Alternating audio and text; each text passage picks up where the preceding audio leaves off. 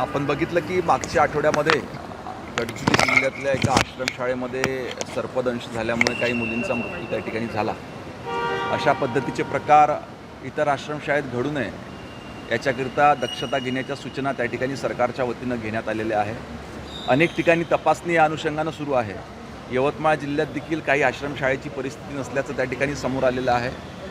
ही जबाबदारी पुन्हा एका व्यक्तीची नसून एकंदरीतच ज्या संस्थांनी आश्रमशाळा सुरू केल्या आहेत किंवा प्रशासनातले अधिकारी जे जबाबदार आहेत या ठिकाणचं प्रशासन, ह्या ठिकाणच्या सोयीसुविधा व्यवस्थित राहिल्या पाहिजे, ह्या सर्वांची एकत्रित मिळून जबाबदारी आहे आणि चांगल्या पद्धतीच्या सोयीसुविधा तिथे शिकणाऱ्या विद्यार्थ्यांना देण्यात याव्या. नाही, अनेक ठिकाणी अनेक तक्रारी त्या ठिकाणी समोर येत असतात, कोणी आरोप देखील करत असतात.